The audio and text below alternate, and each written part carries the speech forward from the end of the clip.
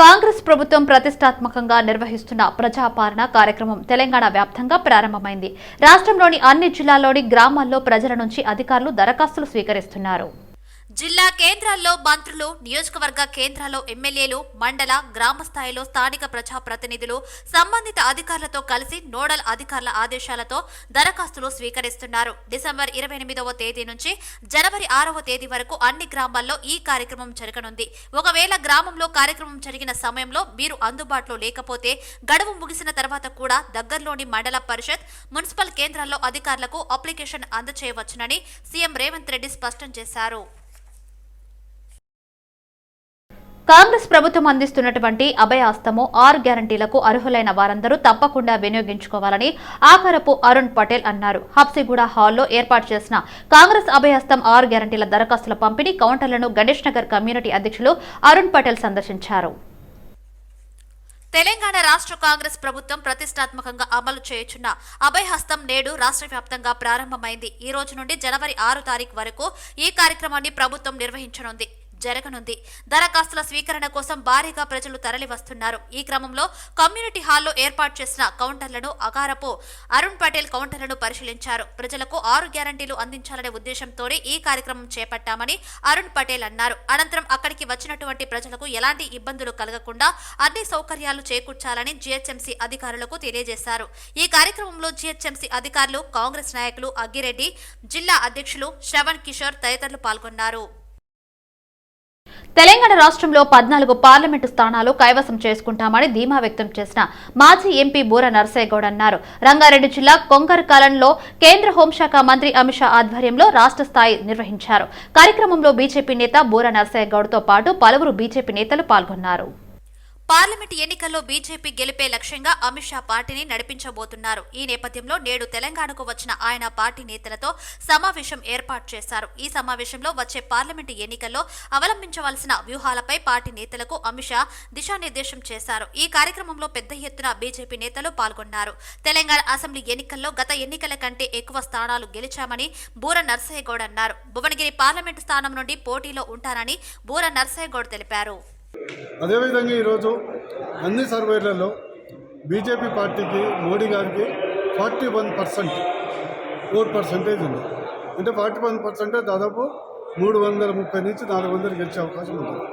మా యొక్క target next 60 to 90 డేస్లో దీన్ని 50% ఓట్ బ్యాంక్, ఏదైతే పోలింగ్ అయిన ఓట్ బ్యాంకులో భారతదేశంలో 50% ఓట్ బ్యాంకు బీజేపీకి పడాలని బీజేపీ పార్టీ కృషి చేస్తుంది. మోడీ గారి నాయకత్వంలో, అమిత్ షా గారి నాయకత్వంలో, మా యొక్క రాష్ట్ర అధ్యక్షుడు కిషన్ రెడ్డి నాయకత్వంలో అది జరుగుతుందని మేము ఆశిస్తున్నాం. అన్ని సంకేతాలే కాదు, అక్కడ ఉన్నటువంటి ప్రజా అభిప్రాయం కానీ, పార్టీ అభిప్రాయం కానీ భువనగిరి పార్లమెంటుగా బూర నర్సయ్యగౌడ్ అవుతుంది. అన్ని రకాలుగా ఖచ్చితంగా గెలుస్తామనేది ప్రతి దగ్గర టాక్ ఉంది. ప్రత్యేకించి ఉమ్మడి నల్గొండ జిల్లాలో అసెంబ్లీలో మా యొక్క పర్ఫార్మెన్స్ అంతా అనుకున్నంత లేచబట్టి పార్లమెంట్లో బూర నర్సయ్యగౌడ్ లాంటి వ్యక్తికి ఇస్తే అటు బీజేపీ పార్టీ, మోడీ గారి యొక్క ప్రజాదరణ, అటు ఒక డాక్టర్గా, మాజీ ఎంపీగా, గతంలో నేను ఎంపీగా ఉన్నప్పుడు బీజేపీ అంటే కేంద్ర ప్రభుత్వం యొక్క సహకారంతో 4,000 కోట్ల రూపాయల అభివృద్ధి చేశాం కాబట్టి అది ఇప్పుడు కార్యరూపేణ కళ్ళ ముందు కనిపిస్తుంది. కాబట్టి పార్టీలకు అతీతంగా, వర్గాలకు అతీతంగా, కులాలకు అతీతంగా బూర నర్సయ్యగౌడ్కి ఆదరణ కనిపిస్తుంది. కాబట్టి భువనగిరిలో బూర నర్సయ్యగౌడ్కే ఇచ్చే అవకాశం ఉంది. ఏదైతే కొంగరలో జరుగుతున్నటువంటి శ్లోక కన్వెన్షన్లో ఈ సమావేశానికి ముఖ్య అతిథిగా విచ్చేస్తూ ఉన్నారు. వారి సమావేశం ముఖ్య ఉద్దేశం రాబోయే పార్లమెంట్ ఎన్నికల్లో ఈ రాష్ట్రంలో భారతీయ జనతా పార్టీ అత్యధిక పార్లమెంటు స్థానాలు గెలవడమే లక్ష్యంగా దానికి వ్యూహరచన చేయడానికి, ఒక దిశ చూపించడానికే ఈరోజు ఇక్కడికి రావడం జరుగుతూ ఉన్నది. దీనికి ముఖ్య నాయకులు అందరూ కూడా ఈ రాష్ట్రంలో రాష్ట్ర వ్యాప్తంగా ఉన్నటువంటి ముఖ్య నాయకులు అందరూ కూడా ఈ సమావేశంలో పాల్గొంటా ఉన్నారు. తార్నాకలో సిపిఐ 99వ ఆవిర్భావ దినోత్సవాన్ని సిపిఐ నాయకులు ఘనంగా నిర్వహించారు. ఎంతమంది బడుగు బలహీన వర్గాల సమస్యలను ప్రభుత్వం దృష్టికి తీసుకెళ్లి పరిష్కారం అయ్యే దిశగా ఆవిర్భవించి అడుగులు వేస్తున్న ప్రజల పార్టీ అన్నారు. సుమారు 9 దశాబ్దాలుగా అట్టడుగు వర్గాల ప్రజలకు కోసం సుదీర్ఘ పోరాటాలు నడిపి ఘనమైన చరిత్ర సిపిఐకి మాత్రమే ఉందన్నారు. దున్నేవాడికి భూమి, ఇల్లు లేనే వాళ్ళకి ఇల్లు నినాదాలతో వేలాది మంది ప్రజలకు ఇళ్ల స్థలాలు, సాగు భూమిని పంపిణీ చేసిన ఏకైక పార్టీ సిపిఐ పార్టీ అని సిపిఐ నాయకులు అన్నారు. భవిష్యత్తులో పేదల సంక్షేమం, అభివృద్ధి కోసం జరిపే పోరాటాల్లో ప్రజలు, యువత భాగస్వామ్యం కావాలని వారు పిలుపునిచ్చారు.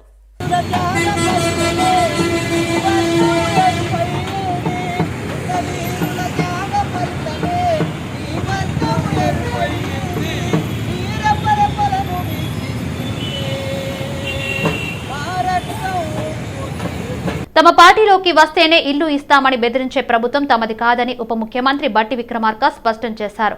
రాష్ట్రంలో 6 గ్యారంటీలను తప్పనిసరిగా అమలు చేసి తీరుతామని వెల్లడించారు. రంగారెడ్డి జిల్లా అబ్దుల్లాపూర్ మెట్లో ప్రజాపాలన దరఖాస్తుల స్వీకరణ కార్యక్రమాన్ని ఆయన ప్రారంభించారు. ప్రజలెవరూ ఇబ్బంది పడాల్సిన అవసరం లేదని, ఇది ప్రజా ప్రభుత్వం అని చెప్పారు.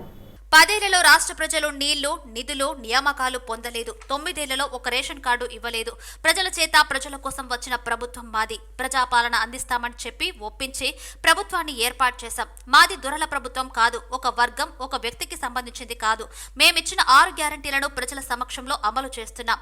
మీ దగ్గరికి వచ్చి దరఖాస్తులు స్వీకరిస్తున్నాం. ప్రతి 100 కుటుంబాలకు ఒక కౌంటర్ పెట్టి దరఖాస్తులను స్వీకరిస్తున్నాం. ఈ రాష్ట్రాన్ని, సంపదను ప్రజలకు అంకితం చేస్తాం అని బట్టి వెల్లడించారు. కార్యక్రమంలో ఎమ్మెల్యే మల్రెడ్డి, రంగారెడ్డి, కలెక్టర్ గౌతమ్, రాష్ట్ర ఉన్నతాధికారులు సందీప్ కుమార్, సుల్తానియా, హనుమంతారావు, శృతి ఓజా, రాచకొండ సిపి సుధీర్ బాబు పాల్గొన్నారు.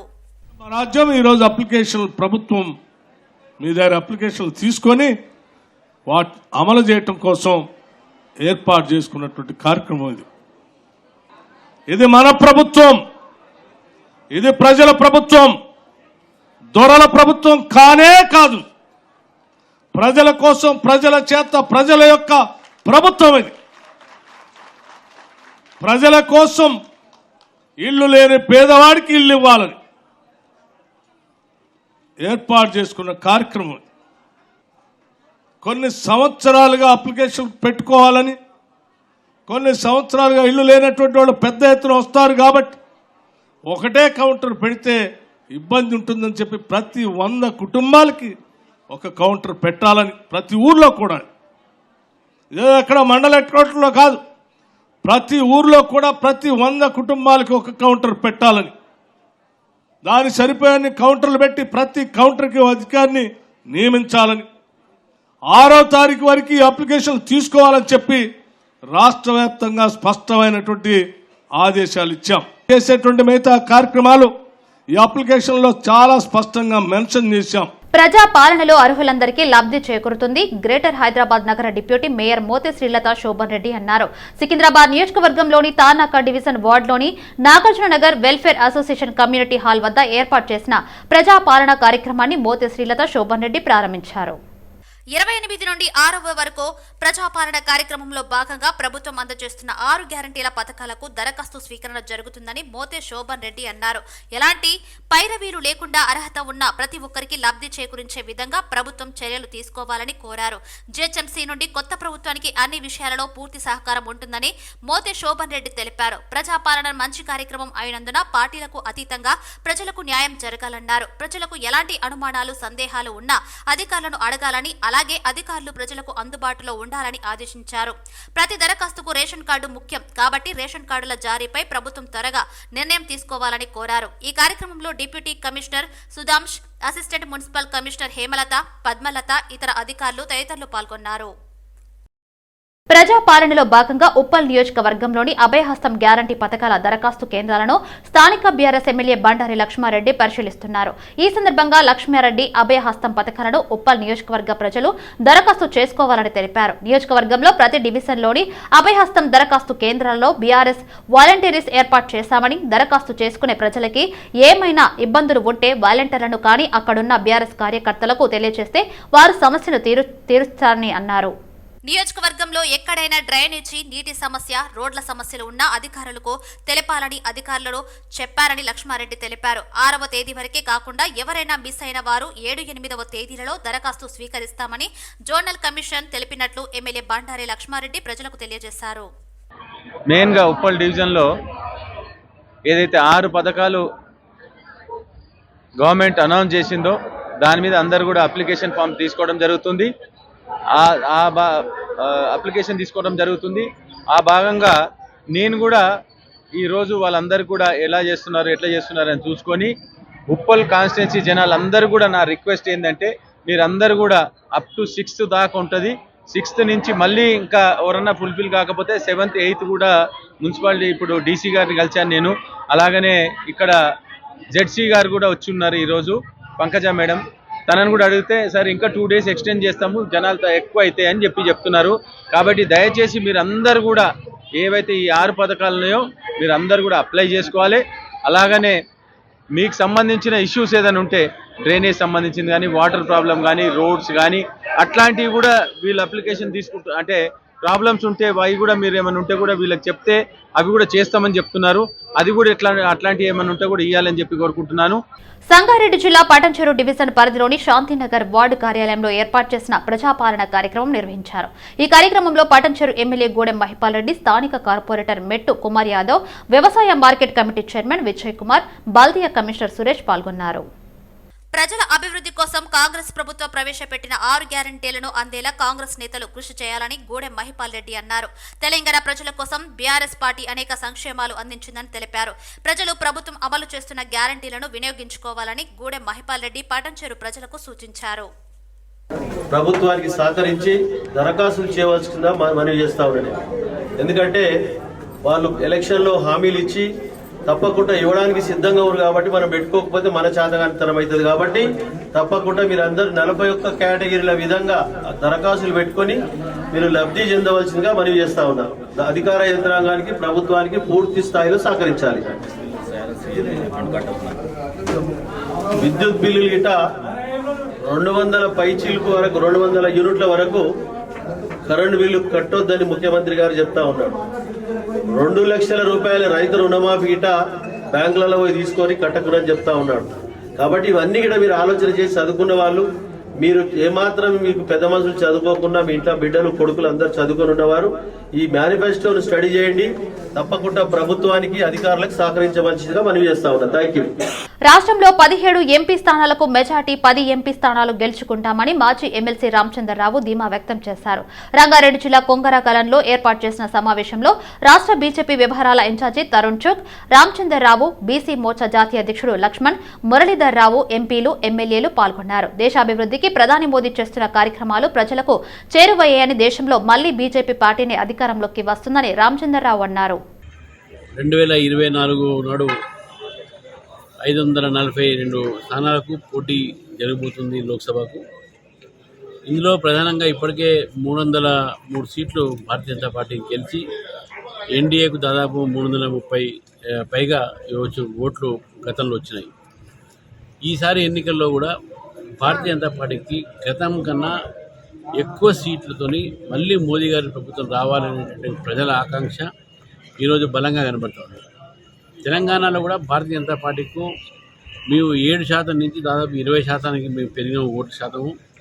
1 సీట్ నుంచి 8 సీట్లకు మేము పెరిగినాము. అనేక సీట్లలో 2వ స్థానంలోకి వచ్చినాము. 3వ స్థానాల్లో కూడా ఉన్న సీట్లలో కూడా 50,000 పై చిలుకు వచ్చినటువంటి ఓట్లు దాదాపు 40 నియోజకవర్గాలు ఉన్నాయి. కాబట్టి ఇంత పెద్ద ఎత్తున ఓటు వచ్చినటువంటి ఒక తెలంగాణలో పార్లమెంట్ ఎన్నికల్లో కూడా దాదాపు 10 సీట్లు గెలిచేటటువంటి ఒక విశ్వాసం భారతీయ జనతా పార్టీకి ఉంది. శరలింగంపల్లి నియోజకవర్గం పరిధిలో ఘనంగా కాంగ్రెస్ పార్టీ ఆవిర్భావ దినోత్సవ వేడుకలు నిర్వహించారు. కాంగ్రెస్ పార్టీ 138వ ఆవిర్భావ దినోత్సవాన్ని పురస్కరించుకుని కాంగ్రెస్ పార్టీ జెండాను శరలింగంపల్లి నియోజకవర్గ Congress party incharge B Jagadishwar Goud ఆవిష్కరించారు. పీజేఆర్ ఎన్నో మంచి సేవలు చేసి కాంగ్రెస్ పార్టీ ముందుకు తీసుకువచ్చి ప్రజల గుండెల్లో ఎప్పుడు నిలిచిపోయాడని జగదీశ్వర్ గౌడ్ అన్నారు. ప్రతి ఒక్క కాంగ్రెస్ కార్యకర్తల్లో పీజేఆర్ అన్నని చూసుకోవచ్చు. అయినా మనలో లేకుండా ఆయన చేసిన మంచి పనుల్లో అన్న పీజేఆర్ ని చూడొచ్చు అని జగదీశ్వర్ గౌడ్ అన్నారు. ఈ కార్యక్రమంలో శరలింగంపల్లి నియోజకవర్గ నాయకులు తదితరులు పాల్గొని పీజేఆర్ విగ్రహాలకు పూలాభిషేకం చేసి శ్రద్ధాంజలి తెలిపారు. వారి వివరాలు అదే మాదిరిగా మరి చేయుతనని తర్వాత ఏదైతే 200 యూనిట్లకు సంబంధించినటువంటి పథకం కానీ అదే మాదిరిగా మరి చేయుత అని చెప్పేసి 4,000 పెన్షను, అదే మాదిరిగా వికలాంగులకు 6,000 పెన్షను, అందులో వ్యాధిగ్రస్తులు ఎవరెవరు అనేది కూడా పొందుపరచడం జరిగింది. రైతు బంధు విషయం కూడా అందులో ఇవ్వడం జరిగింది.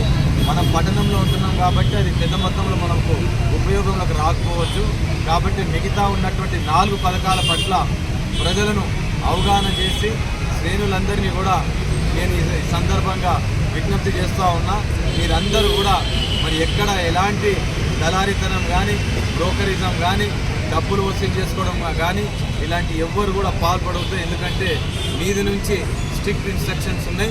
ఎవ్వరు కూడా అలాంటివి చేయొద్దని చెప్పేసి, అలాంటి దరిదాపులో కూడా వెళ్ళొద్దని చెప్పేసి, అయినంత వరకు అందరూ కూడా సేవా దృక్పథంతో పార్టీ బలోపేతం కోసం ప్రభుత్వం ప్రవేశపెట్టినటువంటి ఏదైతే పథకాలు ఉన్నాయో ప్రజల వద్దకు, లబ్ధిదారుల వద్దకు అర్హులైన వారిని ఎంపిక చేసి పూర్తి చేయవలసినటువంటి బాధ్యత మనందరిపైన ఉంది. Badangpet municipal corporation Bandlaguda Kalsa society bank ఆధ్వర్యంలో నూతన క్యాలెండర్ ఆవిష్కరణ కార్యక్రమం నిర్వహించారు. ఈ కార్యక్రమంలో Kalsa bank chairman Singireddy, Pentareddy, vice chairman Kolan Tirupati Reddy, Kalsa society bank సభ్యులు, అధికారులు, సిబ్బంది తదితరులు పాల్గొన్నారు. ప్రజలకు ఉత్తమ సేవలు అందించడంలో కల్సా సొసైటీ బ్యాంకు ముందుంటుందని కల్సా బ్యాంక్ చైర్మన్ సింగిరెడ్డి, పెంటారెడ్డి అన్నారు. మాలాపూర్ బండ్లగూడ కల్సా ప్రాథమిక వ్యవసాయ సంఘం గత 2005 నుంచి ఏ విధంగా అయితే క్యాలెండర్ ఆవిష్కరిస్తున్నామో అదేవిధంగా ఈరోజు క్యాలెండర్ ఆవిష్కరించడం జరిగింది. ఈ కార్యక్రమానికి మా పాలకవర్గ సభ్యులు అందరం కూడా హాజరు కావడం జరిగింది. మా సిఓ గారు కూడా అందరి మధ్యన ఈరోజు క్యాలెండర్ అనేది ఆవిష్కరించడం జరిగింది. 2023 వేడుకలు చెప్పుకుంటూ 24 క్యాలెండర్. గత సంవత్సరం మా సంఘం లాభాలలోనే ఉన్నది, కరోనాలో కూడా లాభాలలోనే ఉన్నది, ఇప్పుడు కూడా లాభాలలోనే ఉన్నది, ఎప్పుడు కూడా లాభాలనే. మేము ఎక్కడ కూడా ఫైనాన్స్ తీసుకోవడం కూడా లేదు. మా సొంత నిధులతోనే మేము మా సంఘాన్ని నడిపిస్తున్నాం. ఈ రోజు వరకు కూడా మేము ఈ డీసీసీ బిజినెస్ కానీ మేము చేస్తున్నటువంటి బిజినెస్లకు మా సంఘ సభ్యులది డిపాజిట్లు మావి తప్ప మేము ఎక్కడ కూడా లోన్స్ అనేది లేదు. మా సంఘ సభ్యులు చేసిన డిపాజిట్లు ఉంచుకొని మేము అన్ని లోన్స్ కూడా చేయడం జరుగుతుంది. సంఘ సభ్యులకు కూడా అనుకూలంగా అన్ని లోన్స్ కూడా ఇవ్వడం జరుగుతుంది. పటాన్చెరు నియోజకవర్గంలోని ఆమీన్పూర్ మున్సిపాలిటీ పరిధిలో తెలంగాణ రాష్ట్ర ప్రభుత్వం ప్రవేశపెట్టిన 6 గ్యారంటీల పథకం అభయహస్తం పథకాన్ని పటాన్చెరు నియోజకవర్గ ఇన్ఛార్జి కాటా శ్రీనివాస్ గౌడ్ లాంఛనంగా ప్రారంభించడం జరిగింది. ఆమీన్పూర్లోని మహిళా భవనంలో ప్రారంభించడం జరిగింది. ప్రభుత్వం ప్రకటించిన 6 పథకాలకు అర్హులైన లబ్ధిదారులు దరఖాస్తు చేసుకోవాలని కాటా శ్రీనివాస్ గౌడ్ అన్నారు. ఫారంను నింపి ఒక ఫోటో, ఆధార్ కార్డు, తెల్ల రేషన్ కార్డు జిరాక్స్ కాపీలను జతపరిచి ఏర్పాటు చేసిన కేంద్రాలలో ప్రభుత్వ అధికారులకు సమర్పించవలసిందిగా కాటా శ్రీనివాస్ గౌడ్ కోరారు. ఈ నెల 28 నుండి జనవరి 6వ తేదీ వరకు దరఖాస్తులు ఏర్పాటు చేయబడిన కేంద్రాల్లో స్వీకరించబడతాయని తెలియజేశారు. ఈ కార్యక్రమంలో ప్రభుత్వ అధికారులు, కాంగ్రెస్ పార్టీ కార్యకర్తలు పాల్గొన్నారు.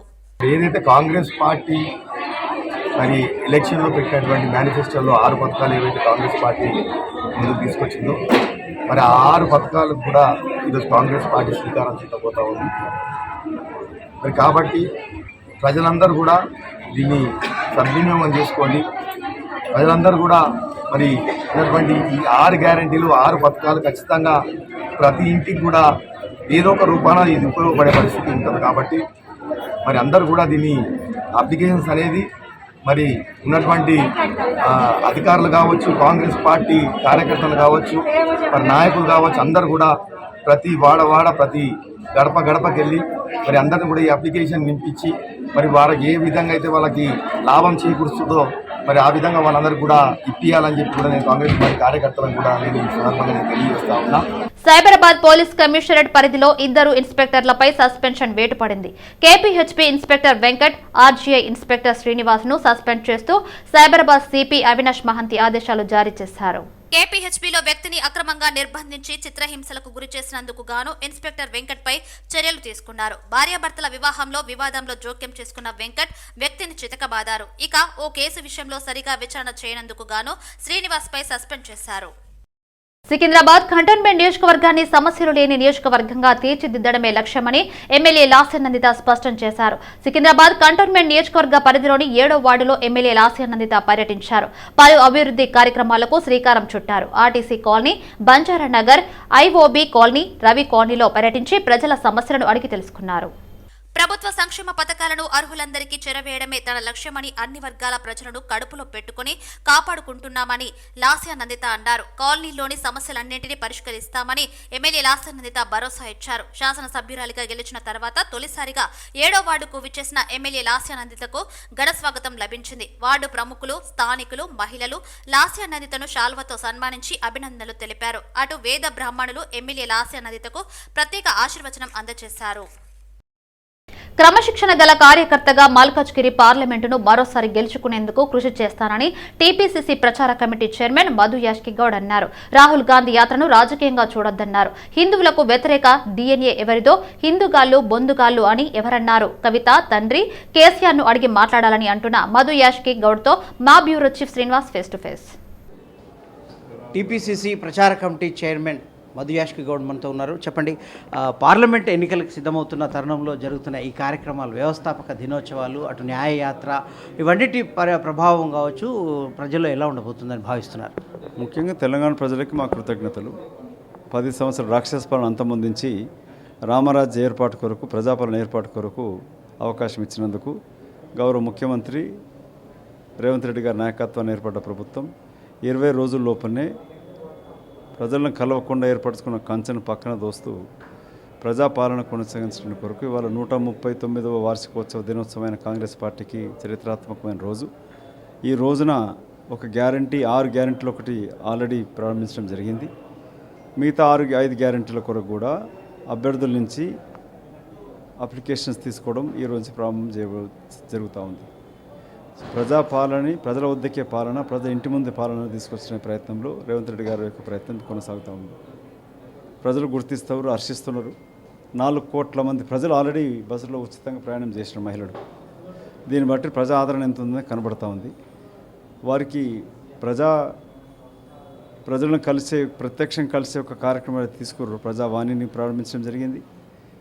ప్రజలకు ప్రత్యక్ష కలుస్తుండడంతో కొన్ని వేల మంది ముఖ్యమంత్రిని కలవడానికి వస్తున్నారు. అంటే దీన్ని బట్టి తెలుస్తుంది ఎంతటి ఘోరాతి ఘోరమైన పరిపాలన కొనసాగించిండు రాక్షసులాగా ప్రవర్తించిన కేసీఆర్ గారి యొక్క ప్రభుత్వం ఏ విధంగా ఉండేది ప్రజలు గుర్తిస్తూ ఉన్నారు. అదేవిధంగా అప్పటికే రైతు బంధు ఏమైంది అని ఒకవైపు, అలాగే భరోసా, రైతు బంధు కావచ్చు, ఈ నిధుల గురించి అడుగుతున్నారు. అలాగే మెట్రో రైల్ ఢిల్లీకి వెళ్ళారు కానీ ఒక ఇది బుల్లెట్ ట్రైన్ అడగలేదు. మేము ఎన్నోసార్లు అడిగాము, దాన్ని మర్చిపోయారని వినోద్ కుమార్ అంటున్నారు, ప్రణాళిక బోర్డు మాజీ చైర్మన్. వీటిని ఎట్లా చూస్తారు? బుల్లెట్ దిగింది కాబట్టి వినోద్ కుమార్ గారికి మతి భ్రమించి మాట్లాడుతూ ఉన్నాడు. కవితమ్మ గారు అదే కాంగ్రెస్ డిఎన్ఏలోనే హిందూ వ్యతిరేకత ఉందన్నది జరిగింది. అంటే దీని మీద ఎట్లా చూస్తారు? కవితమ్మ గారు ముందు తాగి పండుకొని మీ అయ్యని అడుగు ముందు ఒకసారి. మీ అయ్య ఎందుకు మాట్లాడాలి ఇప్పటిదాకా? హిందువులు బంధువులు గొంతువులు అని మాట్లాడి మీ అయ్యకు మతి భ్రమించి మాట్లాడిండా, హిందూ వ్యతిరేకంగా మాట్లాడిండా? ముందు అయ్యని అడుగు, తర్వాత మా దగ్గరికి రా. మీ అయ్యని ప్రశ్నించినాక అప్పుడు మాట్లాడప్పుడు చెప్తాం. మీ అయ్య మొత్తం దేశం అని తిరిగిండు కదా, అయ్యండి 3వ ప్రతిపక్షం అని చెప్పి తిరిగిండు కదా, ఏమైంది? మూతి పగిలిందా? ఇవన్నీ నీకు పేపర్లో కనపడాలంటే ఒక స్టేట్మెంట్ ఇచ్చుకో. నీకు ఎట్లా ఒక పేపర్ టీవీ ఉన్నది కూడా దాంట్లో కనపడు. కానీ మిగతా చోట కనబడాలని చెప్పని నీ నోటికి వచ్చినట్టు మాట్లాడితే ఇప్పటికీ ప్రజలు నేను హర్షించట్టు, ప్రజలు ఈసడించుకుంటారు మిమ్మల్ని. ఓపిక లేకుండా ఇప్పటికీ మళ్ళీ మాట్లాడుతూ ఉన్నారు. కానీ ఇప్పటికీ ఇంకా మాట్లాడితే తగదు మీకు. సో ఇప్పటికైనా కొంచెం సంస్కారం తెచ్చుకొని కొంచెం ఓపిక ఉండి, సంపాదించింది చాలా ఉన్నది, అది తిన్నా మీకు అరగదు. మీ 10 తరాలు తిన్నంత అవన్నీ దోచుకున్నారు మీరు. అయ్యగారేమో ఫామ్ హౌస్లో వండుకున్నాడు, మీ అన్న ఏమో కళ్ళదాని కోతిలాగా తిరుగుతూ ఉన్నాడు. నువ్వు కూడా ఎందుకు చేయాలి అంత ఎగిరెగిరి మాట్లాడుతున్నావు? కొంచెం ఓపిక పట్టు, నీవన్నీ కూడా బయటకు వస్తాయి. అదేవిధంగా న్యాయయాత్రకు సిద్ధమవుతున్నారు రాహుల్ గాంధీ మరోసారి. దీని ప్రభావం ఎట్లా ఉండబోతుంది? గతంలో జోడో యాత్ర జరిగిన రాష్ట్రాల్లోనే ఓడిపోయింది, ఈ యాత్రను ఎవరు పట్టించుకోరని బీజేపీ నాయకులు అంటున్న పరిస్థితి. ఇది రాజకీయ యాత్ర కాదు, భారతదేశాన్ని కలిపే యాత్ర. అది మణిపూరు మండిపోతూ ఉంటే పట్టించుకొని ప్రభుత్వానికి తెలివిదెప్పడానికి కొరకు భారతదేశ పౌరులకు న్యాయం చేకూర్చాలనే ఉద్దేశంతో జరుగుతున్న యాత్ర, రాజకీయ లబ్ధి కొరకు చేస్తున్న యాత్ర కాదు.